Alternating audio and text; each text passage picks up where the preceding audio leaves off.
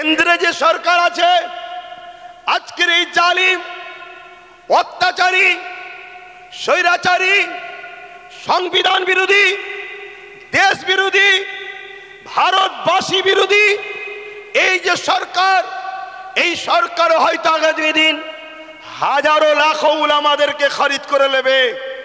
তারা আপনাদের কাছে আসবে, বুঝাবে না কেন্দ্র সরকার তোমাদের ক্ষতি করছে না।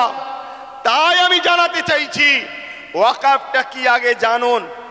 কয়েকটা পয়েন্ট আপনাদেরকে বলবো, এগুলো একটু ধৈর্য ধরে শুনতে হবে। কেননা 4টে বাজতে 5 মিনিট বাকি, আর হয়তো 10-15 মিনিট বক্তব্য হবে। আপনাদের ধৈর্য আছে তো নাকি? হাত তুলে বলুন, আছে তো নাকি? তবে আমি যারা এই ব্যবস্থা করেছে, যদি একটু প্ল্যান মাফিক করত, আমার মনে হয় আজকে বিজয়গঞ্জের বাজারের এই প্রোগ্রামটা একটা ঐতিহাসিক প্রোগ্রাম রূপ নিত। যেভাবে মানুষগুলো চতুর্দিকে ছড়িয়ে আছে, যদি সংগঠিতভাবে প্ল্যান মাফিক বসানো যেত, তাহলে এই প্রোগ্রামের সৌন্দর্য কিন্তু আরো বহিঃপ্রকাশ হতো। তো যাক, আমরা প্রোগ্রাম সুন্দর করে ভোট লুটতে আসিনি আজকে। কথা শুনছেন? আমরা এসেছি আমাদের নিউ জেনারেশন, আমাদের পরের প্রজন্মকে ধ্বংসের মুখে ঠেলে দিয়ে যেতে পারি না। একজন বাপ হিসাবে, একজন ভাই হিসাবে, একজন চাচা হিসাবে, একজন বন্ধু হিসাবে, একজন সন্তান হিসাবে আপনাদেরকে বুঝাতে এসেছি, ওয়াকাফ করা, উৎসর্গ করা, মানুষ তার নিজের ব্যক্তিগত সম্পদকে খুশি করে আল্লাহর রাহে উৎসর্গ করে। এই উৎসর্গ করার অনেক কটা পন্থা আছে। এই উৎসর্গ করা, দান করার অনেক পন্থা আছে। যেমন একটা হলো মৌখিক উৎসর্গ করা, হেবা করা, দান করা মৌখিক, যে আমার এই সম্পদ আমি বিজয়গঞ্জের ওই বাজার মসজিদকে আমি দান করে দিলাম। এই হেবা আজকের দিন পর্যন্ত ইসলাম শরিয়াতেও জায়েজ, এবং আমার দেশের সুপ্রিম কোর্ট পর্যন্ত রায় দিয়েছে মৌখিক হেবা চলবে। কেন্দ্র সরকার এই মৌখিক হেবার সম্পদগুলোকে ঝেড়ে নিবার একটা নতুন ষড়যন্ত্রের বীজ রোপণ করছে। কথা মাথায় ঢুকছে? সে বলবে কাগজ দেখাও, 800 বছরের মসজিদের কাগজ দেখাও, 900 বছরের মসজিদের কাগজ দেখাও, 1000 বছরের মসজিদের কাগজ দেখাও। চিরামান মসজিদ কেরলে 1400 বছর পুরাতন, কাগজ দেখাও। কেরলে তার গুজরাটে 1300 বছরের মসজিদ, কাগজ দেখাও। কথা মাথায় ঢুকছে? তাহলে হেবা করার, দান করার, অফ করার পদ্ধতি আছে। আমার কথা মাইকে বুঝছেন? একটু মন দিয়ে শুনুন, ধৈর্য ধরে। ব্যাপারটা না জানলে আপনাদের ইন্টারেস্ট আসবে না। আর ব্যাপার যদি জেনে যায়, আমার বিশ্বাস আমার কেন্দ্র সরকার যাকে গুরু বলে মানে, আমেরিকার ডোনাল্ড ট্রাম্পকেও নিয়ে এলো, ভারতের ইতিহাসে ওয়াকাফকে নিতে পারবে না, এটা চ্যালেঞ্জ দিয়ে যাচ্ছি আমি আপনাদের কাছে।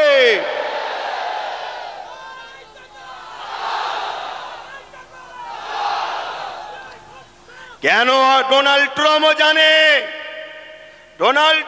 জানে এরা উলো খেরাদের বংশের উত্তরসূরি নয়, এরা খালেদ বিন ওয়ালিদের উত্তরসূরি, এরা মৌলা আলী শেরে খোদার উত্তরসূরি, এরা ওমর ফারুকের উত্তরসূরি। এরা এই জমিনের উপরে ইতিহাস তৈরি করে দিয়ে যায়।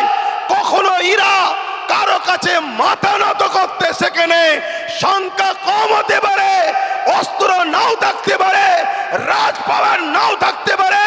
ব্রিটিশকে তাড়াবার পিছনে 90,000 প্লাসের মধ্যে 3 ভাগের 2 ভাগ আমাদের জান দিয়ে আছে। ব্রিটিশ কিভাবে তাড়াতে হয়েছে ওটা আমরা খুব ভালোভাবে জানি। তাই সাদা চামড়া তাড়িয়েছি, এবারে কালো চামড়াকে তাড়াবো। কিন্তু আমাদের ঘরে জানতে হবে ওয়াকাফটা কি, এটা জানতে হবে। ঐতিহাসিক জায়গা ভাঙর, সুলতান আসগর আলী রহমাহুল্লাহ হুজুরের স্মৃতি বিজড়িত এলাকা, সেই ভাঙড়ের পবিত্র জায়গায় বিজয়গঞ্জ বাজারে ভাঙড় কাশীপুর এই অত্র এলাকার ফুরফুরা শরীফ আহলে সুন্নাত ওয়াল জামাতের কমিটি নেতৃত্ববৃন্দদের পরিচালনায় আজকের এই জনসভা হয়েছে। বিষয়টা নিশ্চয়ই আপনারা দেখতে পাচ্ছেন, ওয়াকাফ বাঁচাও, ওবিসি সংরক্ষণ বাঁচাও, মাদ্রাসা শিক্ষা বাঁচাও। অবশ্যই আমার পূর্বে পীরজাদা বাজিদ আমিন সাহেব আলোচনা করেছেন, তার আগে আমাদের সম্মানীয় শিক্ষক মহাশয় তিনিও আলোচনা করেছেন। একটা কথা মনে রাখবেন, এই যে লড়াইয়ে আমরা নেমেছি, বেঁচে থাকার নামটাই হলো লড়াই করা। বেঁচে থাকতে গেলে লড়াই করতে হবে। আজকে যে বিষয়টা পুরো ভারত জুড়ে চর্চা চলছে সেটা হলো ওয়াকাফ। এই ওয়াকাফ নিয়ে সংক্ষেপে আমি আপনাদের কাছে দুই একটা কথা বলছি। প্রথমে আমি এটা বলি, এই ওয়াকাফ সম্বন্ধে আমার কওমের মুসলিম সম্প্রদায়ের হাজারো লাখো মানুষের জানা নাই ওয়াকাফটা কি। একটু মন দিয়ে শুনবেন ভাই, কেন বিষয়টা আমাদের জানা দরকার। আমরা যদি না জানি, আগামী দিন নতুন করে আবার কিছু গাদ্দার ছদ্মবেশী মুনাফেক আসবে, আপনাদেরকে নতুন করে আবার নিলামে তোলা হবে, আবার ধোঁকা দেওয়া হবে, আবার বিক্রি করা হবে, আর আপনারা অতি সামান্য পয়সাতে বড় সহজে বিক্রি হয়ে যাবেন। এই জায়গা থেকে দাঁড়িয়ে যদি আপনারা রুখে না দাঁড়ান, টিপ যদি না ধরেন, আমি মনে করি এ কথা বলাটা আমার অপরাধ হবে না। আপনাদের পরের প্রজন্ম, নিউ জেনারেশন, ছেলে মেয়ে বাচ্চা যারা আছে, তারা আপনাদেরকে কখনো মাফ করবে না। এমন যেন মনে হবে যে এই বাচ্চা কোনো মুসলিম ঘরে জন্ম লিয়াটাই অপরাধ করে ফেলেছিল।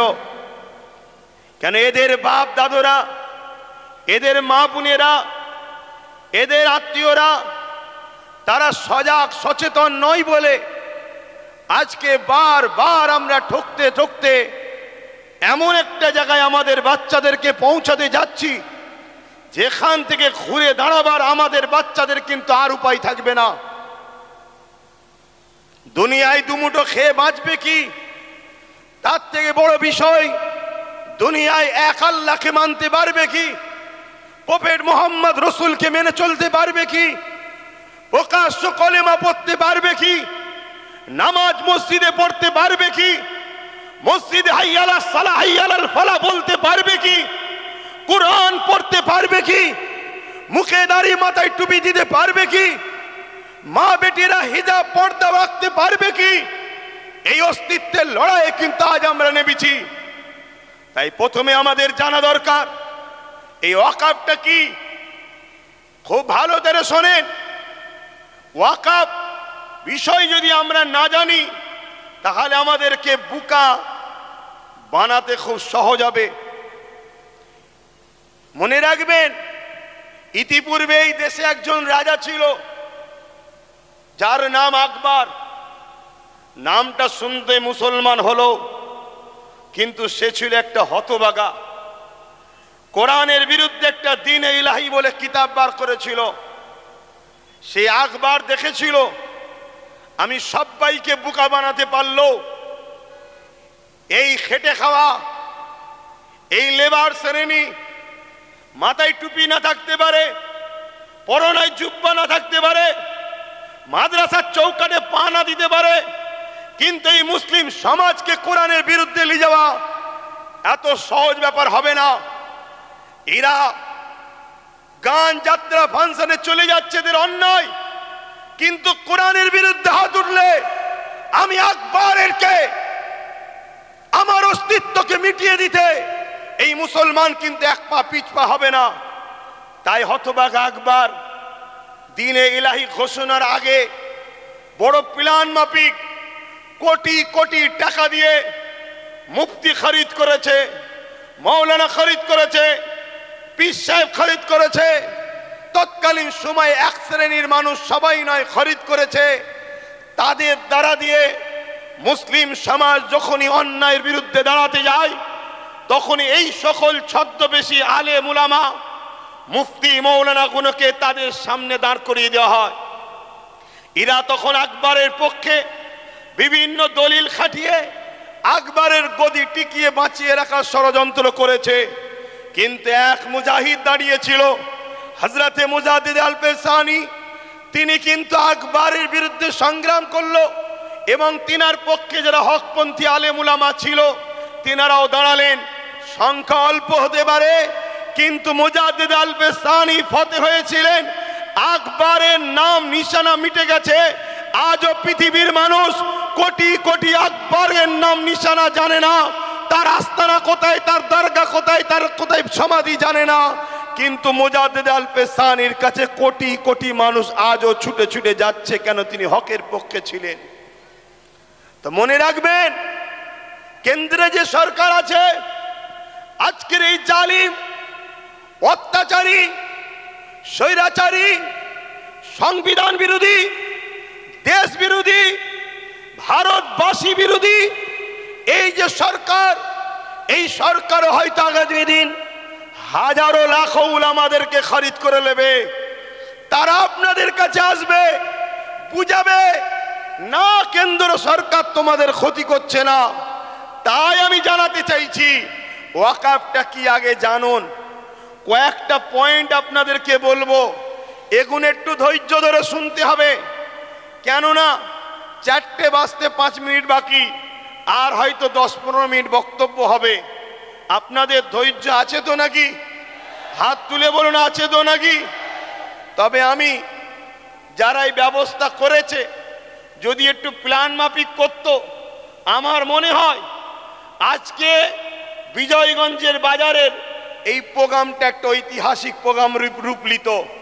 যেভাবে মানুষগুলো চতুর্দিকে ছড়িয়ে আছে, যদি সংগঠিতভাবে প্ল্যান মাফিক বসানো যেত তাহলে এই প্রোগ্রামের সৌন্দর্য কিন্তু আরো বহিঃপ্রকাশ হতো। তো যাক, আমরা প্রোগ্রাম সুন্দর করে ভোট লুটতে আসিনি। আজকে কথা শুনছেন, আমরা এসেছি আমাদের নিউ জেনারেশন, আমাদের পরের প্রজন্মকে ধ্বংসের মুখে ঠেলে দিয়ে যেতে পারি না।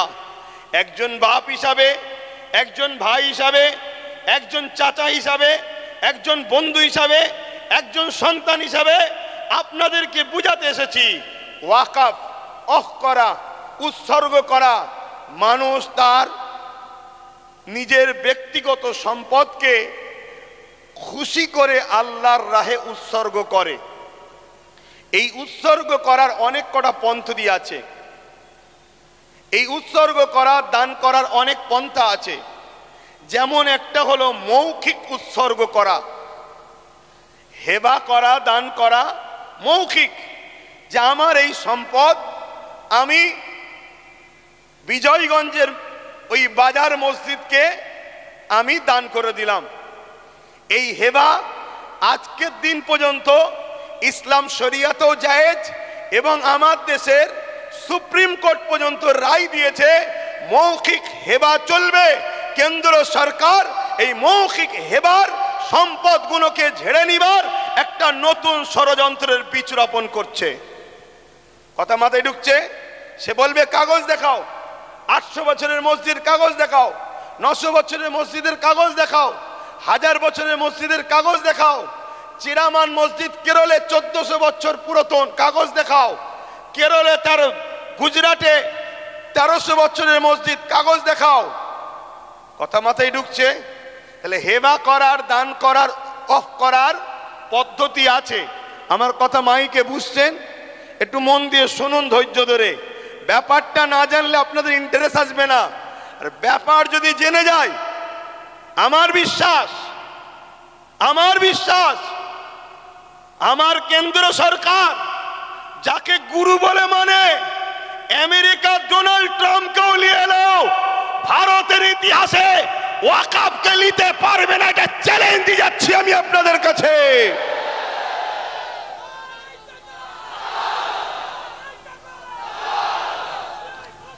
কেন? ডোনাল্ড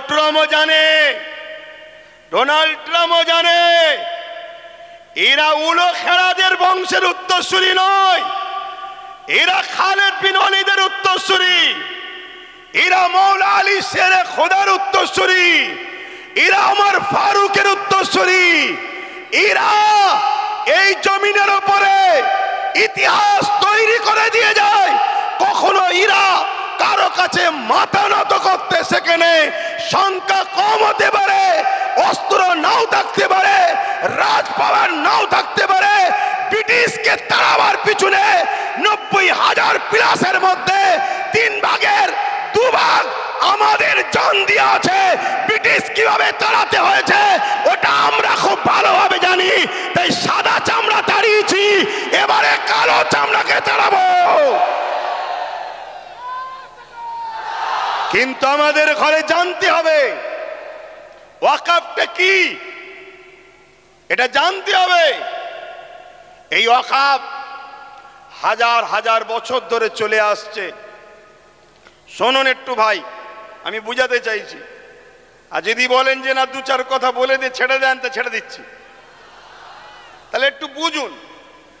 আমাদের হাজার হাজার বছরের পূর্বপুরুষরা মুসলিম সমাজের বিকাশের জন্য, মুসলিম জাতির উন্নতির জন্য তারা তাদের মেহনতের উপার্জনের অর্থ সম্পদকে আল্লাহর রাহে দান করেছে। সেই সম্পদ টোটাল ভারতবর্ষে অনেক খাতা কলমে পাওয়া গেছে 27 লক্ষ বিঘে সম্পদ। কত? 27 লক্ষ বিঘে সম্পদ, কম বেশি। এই সম্পদ কি কাজে লাগবে? জিনেরা দান করেছে মসজিদ, মাদ্রাসা, ঈদগাহ, খানকা, কবরস্থান, এক কথায় মুসলিম জাতির কল্যাণ। এটা অন্য কোনো সম্পদ নয়, এটা সম্পূর্ণ ধর্মীয় ও ব্যক্তিগত সম্পদ। ইসলামে যেমন নামাজ একটা পার্ট, রোজা একটা পার্ট, হজ একটা পার্ট, যাকাত একটা পার্ট, ঠিক তেমন ইসলামেরই একটা পার্ট মানুষের সেবায় দান করা। এইটা দান করেছে। এই সম্পদ দীর্ঘ বছর ধরে চলে আসছে। এই সম্পদকে ঠিকভাবে নিয়ন্ত্রণ করার জন্য, এই সম্পদকে হেফাজতে রাখার জন্য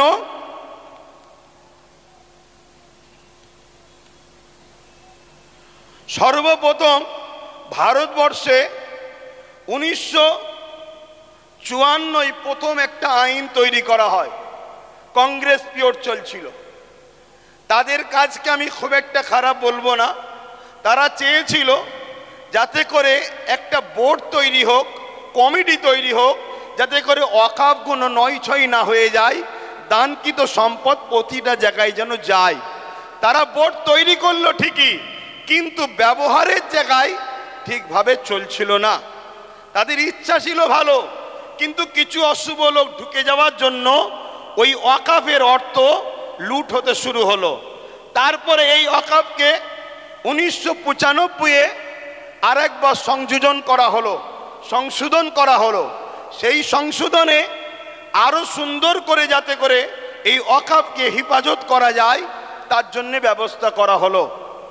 এরপরে এই 77 বছর আইন তৈরি হয়েছে, ওয়াকফ হেফাজতের জন্য বোর্ডও হয়েছে, সুন্দর সিস্টেমও হয়েছে, কিন্তু দুঃখের বিষয় যারাই নেতৃত্বে যায়, যারাই দায়িত্বে থাকে, তারাই সরকার আন্ডারটেকিং, সরকারের নিয়ন্ত্রণের লোক যায়। তাই 77 বছর ধরে কম বেশি সব গভর্নমেন্টই এই ওয়াকফের টাকার মধু চেকেছে। তার মানে আমাদের সম্পদ ঝেড়ে খেয়েছে, খোলা কথা। আপনাদের অসুবিধা হচ্ছে? আমাদের সম্পদের টাকা সবকটাই ঝেড়ে খেয়েছে। কিন্তু হঠাৎ করে বিগত 10 বছরও কেন্দ্রে যে সরকার আছে সেও ওয়াকাফের টাকার মধু খেয়েছে। কিন্তু একটা প্রশ্ন, হঠাৎ করে এই ওয়াকাফকে কেন আইন করে নিজেদের কবজায় নিবার ষড়যন্ত্র করছে, এটা আমাদের ভাবতে হবে। এই জায়গাটা হলো পয়েন্ট। তার আগে আমি আপনাদের বলি, আমার রাজ্যে যিনি বর্তমান সরকার আছে, আমার রাজ্যে যিনি বর্তমান ক্ষমতায় রয়েছে, ইনি সাচার কমিটির রিপোর্ট অনুযায়ী আমাদেরকে কি ওয়াদা করে এসেছিল, ইনার আগে যে বাম সরকার ছিল সেই বাম সরকার নাকি 20,000 কোটি টাকা ওয়াকফ সম্পত্তি লুটপাট করেছে। অতএব আমি যদি ক্ষমতায় আসি মুসলমানদের ওয়াকফ উদ্ধার করে দেবো। এটা বলেছিল না বলেনি? হাত তুলে বলবেন বলেছে না বলেনি? হাত তুলে বলবেন বলেছিল না বলেনি? এই ওয়াদা করেছিল।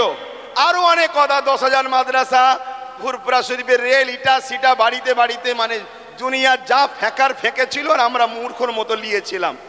ওটা ছেড়ে দেন, আমি একটা টপিক নিয়ে আলোচনা করছি। তাহলে ইনি বলেছিলেন উদ্ধার করে দেবো, কিন্তু উনি এসেছেন 2011, আজকে 24, দীর্ঘ 13 বছর প্লাস হতে যাচ্ছে। কিন্তু দুঃখের সাথে বলতে হয় একটা সম্পদও উদ্ধার হয়নি। আমি 2013-14 থেকে আন্দোলন করছি যে ওয়াকফকে ফিরিয়ে দিতে হবে, ওয়াকফকে হেফাজত করতে হবে। রাজ্যে যে সরকার আছে তিনি একবার বেগম রোকেয়া রিসার্চ সেন্টার ওয়াকফ ভবন বলে একটা শিলান্যাস করেছিল, ওই শিলান্যাসই হয়েছে, একটা পর্যন্ত এখনো ইট গাঁথা হয়নি। কেন? সব সেটিং মাপে চলছে। এদের সবার বাপ, সবার মাথায় মনে রাখবেন আরএসএস বসে আছে। অতএব সমস্ত সম্পদকে আরএসএস এর ফান্ডে দিতে হবে, এটাই হলো ইনাদের মূল পরিকল্পনা। কেন? পুরো দেশ এখন কোন জায়গায় মোদি বসতে পারে, কোন জায়গায় শাহ বসতে পারে, কোন জায়গায় মমতা বসতে পারে, কোন জায়গায় অন্য কেউ দিল্লিতে অন্য কেউ নামে বসতে পারে।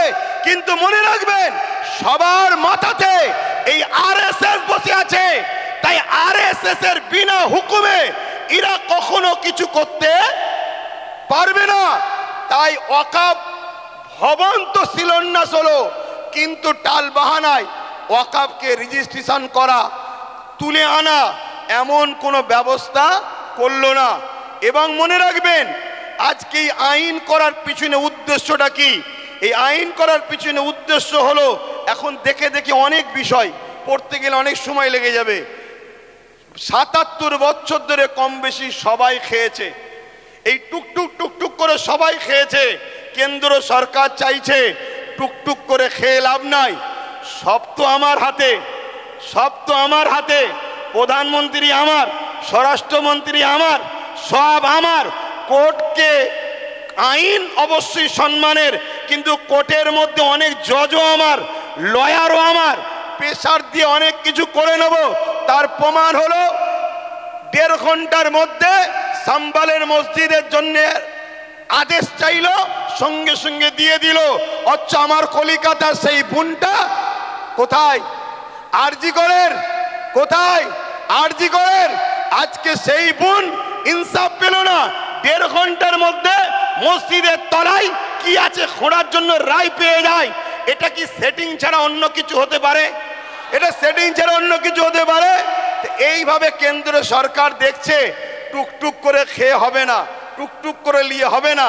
সবই তো আমার, প্রত্যেক জেলার প্রত্যেক রাজ্যের সিএমও তো আমাদের, প্রত্যেক জায়গার ডিস্ট্রিক্ট ম্যাজিস্ট্রেট শুরু করে সব দপ্তরই তো আমাদের। অতএব এই সুযোগে ওয়াকফ 2024 সংশোধনের নামে ওয়াকফ সম্পদকে পুরো কবজা করে নাও। 44টা 1995 যে আইন হয়েছিল তা থেকে 44টা চেঞ্জ করতে চেয়েছে। তার মধ্যে কয়েকটা রিপোর্ট আপনাদের বলছি। সর্বপ্রথম ধর্মের মধ্যে বিভাজন করতে চেয়েছে, বলতে চেয়েছে শিয়া সুন্নি দুটো বোর্ড হবে। বিজেপি চায় যত মুসলমান টুকরো টুকরো হবে, ভাগ ভাগ হবে, তত বিজেপির ফায়দা হবে। তাহলে শিয়া সুন্নি দুটো ভোট করতে চেয়েছে। যারা বলে এক দেশ এক ভাষা এক ভোট, তারা আবার হঠাৎ করে ওয়াকাফকে দুটো ভাগ করছে কেন? আমাদের মধ্যে টুকরো টুকরো ছোট ছোট করে দিতে চাইছে। কি করতে চেয়েছে? এর মধ্যে চেয়েছে 20 জনের কমিটি ছিল সেন্টারে, সেটাকে 21 জনের কমিটি করতে চাইছে। 11 জন অমুসলিম ভাইকে ঢুকাতে চাইছে। আমি সম্মান, শ্রদ্ধা, ভালোবাসা রেখে, সম্প্রীতি রেখে আমার অমুসলিম ভাইদের বলবো, ভাই মনে দুঃখ নেবেন না, এটা আমার ছেলের সম্পদ, এটা আমার ছেলের রুজি রুটি, এটা আমার বাচ্চার হক, আপনি মেরে নেবেন না আমার সোনার ভাই। আপনার দেওবত্ত সম্পদ আছে, সেখানে যদি আমরা মুসলমান বলি আমাদেরকে ঢুকাতে হবে। খ্রিস্টান ভাইদের সম্পদ আছে, আমরা মুসলমান যদি বলি সেকুলারের নামে ধর্মনিরপেক্ষ দেশ আমাদেরকে ঢুকাতে হবে, এটা অন্যায় হবে। কেন? দেওবত্ত সম্পত্তি হিন্দু ভাইদের, তাদের বাচ্চাদের অধিকার, তাদের ধর্মীয় অধিকার, তাদের সংস্কৃতি অধিকার, সেখানে যেমন আমার যাওয়াটা উচিত হবে না। তাই আমার অমুসলিম ভাইদেরকে বলবো, কেন্দ্র সরকার আজকে আমার বাচ্চার রুটি কাটতে চাইছে, আমার মসজিদের আজান বন্ধ করতে চাইছে, আমার ধর্মীয় কালচারকে মিটাতে চাইছে। তাই খারাপ নেবেন না, আমাকে কমনাল মনে করবেন না, আমি সত্য কথা বলছি। আমার অধিকার কেন্দ্র সরকার মেরে নিতে চাইছে।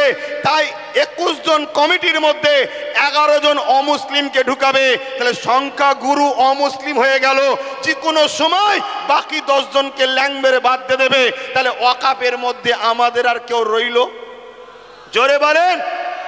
কেরলের 14 বছরের মসজিদ নিলাম করে কর্পোরেশনদের হাতে তুলে দিতে অসুবিধে হবে?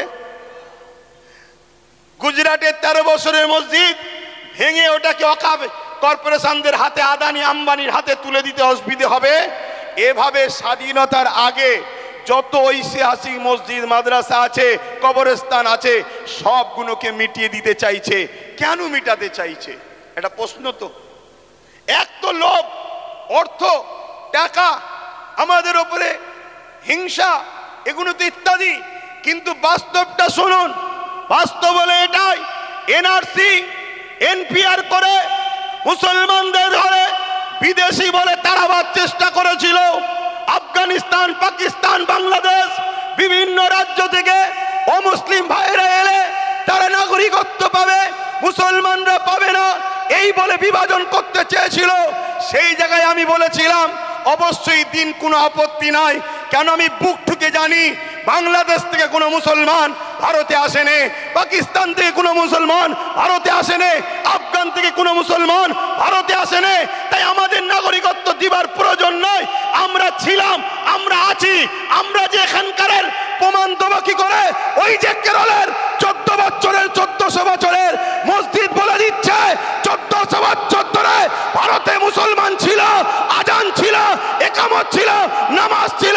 ওই যে গুজরাটের 1300 বছরের মসজিদ বলে দিচ্ছে ভারতবর্ষে মুসলমান ছিল 1300 বছর ধরে, আজান ছিল, নামাজ ছিল। তাই ঐতিহাসিক মসজিদগুলোকে বিরান করে, কবরগুলোকে মিটিয়ে দিয়ে এরা সমাজকে দেখাতে চাইছে মুসলমান এদেশে নতুন করে এসেছে, তবে তো এনআরপি করে, এনআরসি করে আমাদের তাড়াতে সুবিধা হবে। কথা বুঝছেন না, বোঝেন না? তাহলে একদিকে যেমন এটা আমার ধর্মকে মিটাবার ষড়যন্ত্র, অপর দিকের পিছনে পুরো ভারতের মুসলমানদের ঘরে নাগরিকহীন করে এদেরকে গণহত্যা করার একটা ষড়যন্ত্র চলছে।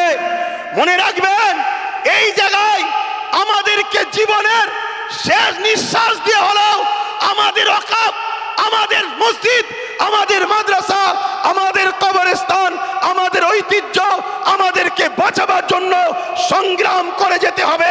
এতে আপনারা তৈরি আছেন না নাই বলুন? তৈরি আছেন তো নাকি?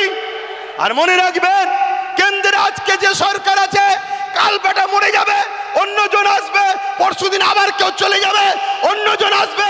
কত সরকার এসেছে, কত সরকার চলে গেছে, কত রাজ্য এসেছে, কত চলে গেছে। কিন্তু মনে রাখবেন, এ দেশের একটা সংবিধান আছে, এই সংবিধান আমাদের ছিল, আছে, থাকবে।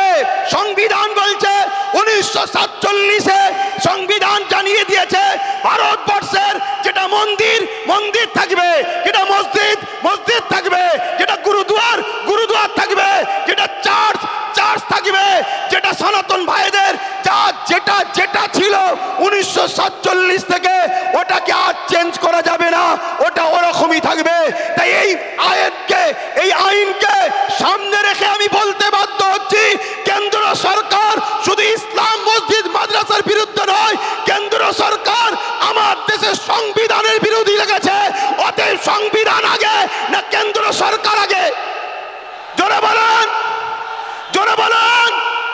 সংবিধানকে বাঁচাবার স্বার্থে কেন্দ্র সরকারের বিরুদ্ধে আমাদেরকে বুকে তাজা খুন দিয়ে হলো লড়াই করতে কারা পারবেন? উঠে দাঁড়ান, উঠে দাঁড়ান। লড়াই করতে পারবেন আপনারা? লড়াই করতে পারবেন? লড়াই করতে পারবেন? তারা আজ থেকে অঙ্গীকার নেন, কেন্দ্র সরকারের পক্ষে কারো কথা এই বাংলার বুকে আমরা হতে দেব না। এতে আপনারা রাজি আছেন না নয়? রাজি আছেন না নয়? কেন? আমার দেশের সংবিধান, আমার দেশের সংবিধান আমাদের কাছে আগে।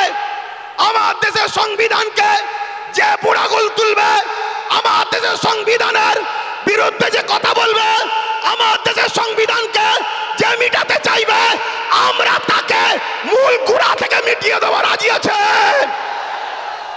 কেন? অনেক কষ্ট করে, অনেক কষ্ট করে এদের স্বাধীন হয়েছে।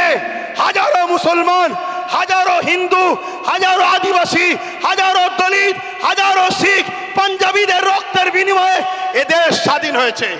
অতএব সেই দেশের সংবিধানকে নিয়ে আজকে তুমি হতে পারো প্রাইম মিনিস্টার, কিন্তু তোমার অধিকার নয় আমার দেশের সংবিধানের উপর হাত দিতে পারে। ঠিক না বেটি? এখানে আর একটা ছোট্ট কথা বলবো। আজ গাড়ি বুঝাই করে করে সুলতানে হিন্দের দরবারে যান আপনারা। কি গো, জানতো নাকি? ছোট করে দেবো, টাইম কি হচ্ছে? শোনেন, অসুবিধা হচ্ছে আপনাদের।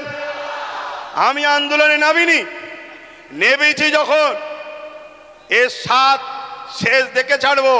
কিন্তু আপনারা আছেন তো নাকি? আছেন তো নাকি? মনে রাখবেন। আচ্ছা, এই আন্দোলনটা করবেন কার সাথে? না, এই আন্দোলনে কাদেরকে সাথে নিয়ে আন্দোলন করবেন? বলুন কাদেরকে? বিগত ৭৭ বছর যারা ঝেড়ে খেয়েছে তাদের ঘরে? আরে খাওয়া তো শিখালো ৭৭ বছর ধরে তারা। একটা ছোট্ট কথা বলি শোনেন। পাড়ায় চোর পড়েছে, শুনছেন তো? পাড়ায় চোর পড়েছে, সবাই বলছে চোর ধরো, চোর ধরো, চোর ধরো। ওই ভিড়েতে চোরও ঢুকে যে বলছে চোর ধরো, চোর ধরো, চোর ধরো। শুনছেন না শোনেন রে?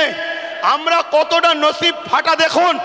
আমাদের নিজেদের কর্মের জন্য আমাদের সংখ্যালঘু মন্ত্রীকে, যে কিনা মুসলিম নয়, শুনছেন তো নাকি? আমাদের অকাউলিয়ে বিরোধী দল হয়ে নেতা হয়ে চিল্লাবে কে? যে কিনা মুসলমান নয়। আজকে বুকে হাত দিয়ে বলুন, আব্বাস সিদ্দিকীকে আজকে মনে পড়ছে না পড়েনি? আজকে বলুন।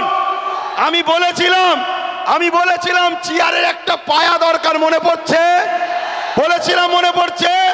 আজকে বলুন, টোটাল ভারতবর্ষে যদি বা বাংলা থেকে যদি ২-৫টা নওশাদ সিদ্দিকীর মতো যদি সেন্টারে পাঠানো যেত, তাহলে বিল করার সাথে সাথে চেয়ার ছুঁড়ে মারত।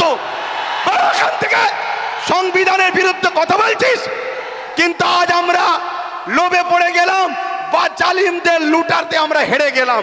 কিন্তু মনে রাখবেন, এই লড়াই অনেক দিনকারের। আগামী দিন অস্তিত্ব বাঁচাবার জন্য যেমন আমাদেরকে রাজপথে সংবিধানের অধিকার নিয়ে লড়াই করতে হবে, ঠিক তেমনি সংবিধানের অধিকার নিয়ে নিজেদেরকে বাঁচার জন্য, নিজেদের অকাপ বাঁচাবার জন্য একটা চেয়ারের পায়ারও দরকার আছে না নাই? জোরে বলে আছে না নাই? মনে রাখবেন, তাই আমাদের ঘরে এখানেও দরকার, ওখানেও পাঠাতে হবে। যখনই সংবিধান বিরোধী কিছু কথা হবে তখনই তারা লড়বে। আজকে বলুন, আব্বাস সিদ্দিকী ভুল করেছিল? ভুল করেছিল? এই গত দুদিন আগে পার্লামেন্টে আমার পশ্চিম বাংলার বিধানসভায় ওয়াকফ নিয়ে আলোচনা হচ্ছিল। বড় বড় দাঁড়িয়ে রাখা মৌলী সাহেব কলকাতায় দাঁড়িয়ে বড় বড় ফুটানি দিচ্ছিল, ওর মধ্যে ঢুকে একটা ওয়াকফের পক্ষে কথা বলেনি, একটাও কথা বলেনি। আমি আপনাকে রিপোর্ট বলে যাচ্ছি। কেন? ও যদি কথা বলে পরের বারে টিকিট পাবে না, পরের বারে টিকিট পাবে না। তাহলে এইরকম যদি মুনাফেক মুসলমান আমাদের মাথায় বসে থাকে, তাহলে আমাদেরকে লুটবে না তো কাদেরকে লুটবে? তাহলে এর জন্য আমাদের দোষ আছে না নাই? তাই আগামী দিন বাচ্চাদের ভবিষ্যতের স্বার্থে, কেন ওয়াকফ হলো সব থেকে বড় ইস্যু, এটা যদি মিটে যায় তোমাদের সব অস্তিত্ব মিটে যাবে। ওয়াকফ যখন থাকবে না, তুমি ভারতের স্বাধীনতার আগে দেশ ছিলে, প্রমাণ দেখাতে পারবে না। আরে তোমার মসজিদে থাকার পরও প্রমাণ দেখাতে পারছো না, তারপরে মনে রাখবে তখন তোমাকে বলবে যদিও থাকে থাক, ভোটটা দিতে পারবে না। শুনছে না, শোনেন না? এ বিরাট বড় নাটক, অনেক বড় চেন চলছে। মনে রাখবেন বিগত দিন যা বলেছি আজকে সেটা ঘটছে না ঘটেনি। আজকে যেটা বলছি যদি ঘুমিয়ে থাকো, অগ্রাহ্য করো, তাহলে আগামী দিন কিন্তু কোনো ঘটবে, তখন কিন্তু আব্বাস সিদ্দিকী আর বলার জন্য থাকবে না। এটা বলে দিয়ে গেলাম।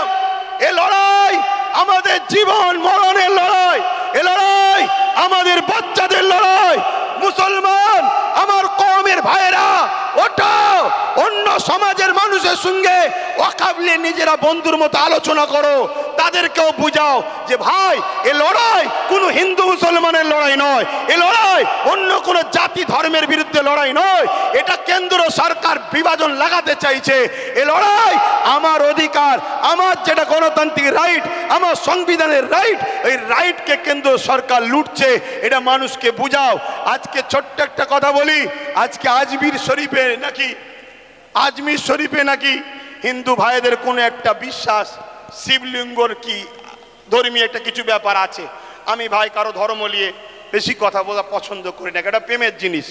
কিন্তু আমি আমার হিন্দু ভাই, সনাতনী ভাই শ্রদ্ধার সাথে জানাচ্ছি, বলুন তো ভাই, যখন গাজা খাজা গরিবে নওয়াজ হুজুরের রওজা তৈরি হয়, আজ থেকে প্রায় 800 বছর আগে আলাউদ্দিন খিলজি তখন ছিল, তখন তো হিন্দুস্তানে হাজারো লাখো হিন্দু ভাইয়েরা ছিল, আজমিরেও ছিল।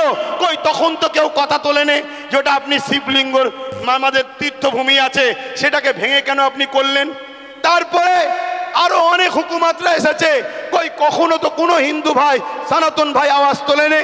তারপরে ইংরেজ এসেছে, আজকে আমার দেশে এই বিজেপির অটল বিহারী বাজপেয়ী সাহেব এসেছে, কই তখন তো আওয়াজ ওঠেনি। এটা শুধুমাত্র আমাদেরকে ব্রেন ডাইভার্ট করছে, হিন্দু ভাইদের করে বোকা বানানো হচ্ছে। শ্রদ্ধার সাথে বলছি, আপনারা নিশ্চয়ই জানেন LIC কে বিক্রি করে দেওয়া হয়েছে। LIC-তে চাকরি গেছে কাদের? খারাপ নেবেন না, LIC মুসলমানরা চাকরি করে না, আমার হিন্দু ভাইদের চাকরি গেছে। হকারকে বন্ধ করে দেওয়া হয়েছে, কাদের কাছে চাকরি বলুন? আমার হিন্দু সনাতন ভাইদের। শুনুন আমার হিন্দু ভাইরা, সনাতন ভাইরা, শ্রদ্ধা দিয়ে বলছি, যতটা আপনি ভারতকে ভালোবাসেন আমিও ততটা ভালোবাসি।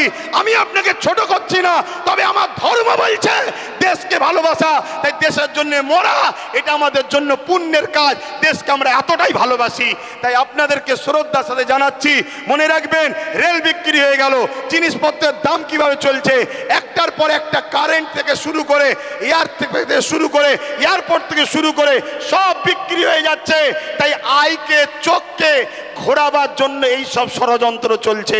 আসুন আমার সনাতন ভাই, আদিবাসী ভাই, দলিত ভাই, সাঁওতাল ভাই, শিখ ভাই, পাঞ্জাবি ভাই, ভারত আপনার, ভারত আমার, ভারত আপনার, ভারত আমার। আমি বলছি ভারত আপনার, আপনার আপনার আপনার, আমি আপনার ভাই, আমারও ভারত। আসুন মিলেমিশে যেভাবে ব্রিটিশের কালো থাবা থেকে আমার দেশকে আজাদ করেছি, এই সকল অশুভ যারা দেশকে লুটছে এদের হাত থেকে আমরা দেশকে আবার নতুন করে ফিরিয়ে সুন্দর করে সাজাবার জন্য কাঁধে কাঁধ মিলিয়ে চলি। মনে রাখবেন আমার সনাতন ভাই, আদিবাসী ভাই, দলিত ভাই, সাঁওতাল ভাই, ভারতবর্ষ হলো একটা গাছ, একটা গাছ, একটা বট গাছ বলেন আর যে কোনো গাছ বলেন, একটা শক্তিশালী বড় গাছ। এই গাছের অনেক শিকড় আছে, এই শিকড়ের নাম একটা সনাতন, একটা আদিবাসী, একটা দলিত, একটা সাঁওতাল, একটা বাগদি। মনে রাখবেন আমার ভাইরা, একটা শিকড়ের নামও মুসলমান। যদি একটা শিকড় কাটে গাছ দুর্বল হবে, অর্থাৎ দেশ দুর্বল হবে। মনে রাখবেন আমরা কারো দয়াতে খাই না, আমরা খাই রাজ্জাক আল্লাহর দয়াতে খেয়ে থাকি। তো ভাইরা আমার, এখানে মনে রাখবেন আজকে সব ষড়যন্ত্র চলছে, এই ষড়যন্ত্র থেকে আমাদেরকে খুব বুঝে বুঝে পা ফেলতে হবে। তাহলে এই লড়াই হিন্দুদের বিরুদ্ধে নাকি আদিবাসী, সাঁওতাল, বাগদি, খ্রিস্টান না, কোন ভারতীয়দের বিরুদ্ধে লড়াই নয়। এই লড়াই সংবিধানের পক্ষে, সংবিধান মিটানোকারী কেন্দ্র সরকারের বিরুদ্ধে আমাদের এই লড়াই, ঠিক না বেটি? আজকে রাজ্য সরকারকেও এখান থেকে বলি, রাজ্য সরকারকে এখান থেকে বলি, আপনাকে 35 বা 36টা MP দিয়েছে, আমার সরল প্রাণ ভাইরা, আমার সরল প্রাণ ভাইরা ভালোবেসে দিয়েছে, ঠিক আছে, আপনাকে বিশ্বাস করেছে, এই বিশ্বাসের ন্যূনতম হকটা আদায় করুন। যদি আপনি বিশ্বাসের উপযুক্ত না হন, আগামী দিনে আপনারও বামফ্রন্টের মতো অবস্থা হবে, সেটা পরের বিষয়। কিন্তু বিশ্বাসের উপযুক্ত হন। এই ভারতবর্ষে, এই বাংলায় 35 বা 36 না কটা 34টা এমপি দিয়েছে, 34টা। মনে রাখবেন, বিল অকবার নিলে হবে না। অনেকে বলছেন অকবার নেব না, অকবার নয়। যদি ক্ষমতা থাকে, যেভাবে দিদিমণি আসার সময় পার্লামেন্টে সংবিধান উল্টো ধরে চিল্লাচ্ছিল, দেখেন না, ছিঁড়াছিঁড়ি করছিল, ওই রকম ওখানে বক্সিং মারবেন ভেতরে। কথা বুঝছেন না, বোঝেন না? শেষবার চান্স দিচ্ছি, শেষবার চান্স দিচ্ছি। এই লড়াই সংবিধানকে বাঁচাবার লড়াই, শুধু মুসলমানদের লড়াই নয়, সংবিধানকে বাঁচাবার লড়াই। আপনি সংবিধানের স্বার্থে করেন, আমাদের ভালো যদি নাও চান, কমসে কম সংবিধানকে তো ভালোবাসেন, সংবিধানের স্বার্থে করেন। আরেকটা কথা রাজ্য সরকারকে বলে যায়, সেটা হলো এটাই, আপনার অনেক আইবি লোক আছে, পুলিশ বন্ধুরা রয়েছে, খবর আপনাদের কাছে চলে যাবে ঠিকই। শ্রদ্ধার সাথে বলছি, যে ওয়াদা করেছিলেন ওয়াকাফ ফিরিয়ে দাও, ফিরিয়ে দেব, এই ওয়াকাফকে ইমিডিয়েটলি ফিরিয়ে দেন। ওয়াকাফকে যারা দখল করেছে দখল মুক্ত করেন। এ কথা যখনই বলা হবে, রাজ্য সরকার কি বলে জানেন? যে ওইভাবে বুলডোজার আমি চালাতে পারবো না। কিন্তু আমরা দেখেছি এই রাজ্য সরকার গরিব হকারদের করে বুলডোজার চালিয়ে ভেঙেছে। দেখেছেন না? দেখেন না? তাহলে আমার হিন্দু ভাইয়েরা আদি সনাতন ভাইয়েরা, আমরা আপনাদের দুশ্মন নয়। মুদি দুশ্মনের নজর আপনাদের দেখাচ্ছে। চশমা খুলে ভাইয়ের নজরে দেখেন, আপনাদের জন্য আমার জান দিতে প্রস্তুত আছি আমরা, ঠিক না বেঠিক গো? আমার হিন্দু ভাইয়েরা আমাদের নয়, তাই বলে দিলাম। তবে মনে রাখবেন, যদি কেউ মনে করেন যে আজ মনে হয় মুসলমানরা ফেঁসে গেছে, এখানে সেন্টারে আমাদের, রাজ্যে আমাদের, সব জায়গায় আমাদের, তাহলে আমি বলবো, সত্য এমন একটা জিনিস, পৃথিবীর সব মিথ্যা এক জায়গায় হয়েও সত্যকে মিটাতে পারে না। কিন্তু ইনসাফের স্বার্থে, ইনসানিয়াতের স্বার্থে বলে গেলাম। যাক, আমি সংক্ষেপ করছি, শেষ কথা আপনাদের কাছে বলি, আগামী দিন দিল থেকে বলুন, এ লড়াই কি এখানে শেষ না চলবে? এই লড়াই এখানে শেষ না চলবে? এই লড়াইয়ের দুটো পন্থা আছে। একটা পন্থা হলো সংবিধান অনুযায়ী, সংবিধান যেভাবে রাইট দিয়েছে, সংবিধানের বাইরে গিয়ে আমি তাহলে নাই। সংবিধান অনুযায়ী কলিকাতার রাজপথ ধরে এই আন্দোলন পুরো দরকার হয়, একেবারে যেভাবে দখল নিয়েছে ওভাবে দখল নিতে হয়, লিয়া হবে। ঠিক আছে না বেঠিক? কথা বলেন, দরকার আছে না নাই? তো মনে রাখবেন, এ লড়াই চলবে, কিন্তু সংবিধানের ডায়েরির মধ্যে থেকে, সংবিধানের আন্ডারে থেকে, সংবিধানের বাইরে গিয়ে নয়। আর একটা কথা বলি, আপনারা বোকার মতো ছুটবেন না। ওই জায়গায় বললাম, চোর ভিড়ে ঢুকে বলছে চোদ্দার। যারা আন্দোলন করছে বিগত দিন তাদেরকে দেখা গেছে, যারা ওয়াকাফ ঝেড়ে খায় তাদের মুখে মুখ দিয়ে গুজুর করেছে। আমার একটু ভাষা খারাপ ভাই, কারণ আমার ছেলে শুকিয়ে আছে, তো আমার ছেলে তো খেতে পাই না, আমি তো গার্জেন, আমার বাচ্চা শিক্ষা পাই না, আমার বাচ্চা গরিব, আমার বাচ্চা কলকাতায় হোস্টেল পাচ্ছে না, পড়তে পাচ্ছে না, অথচ কলকাতায় 33 খানা এতিমখানাকে দখল করে রেখেছে শাসক।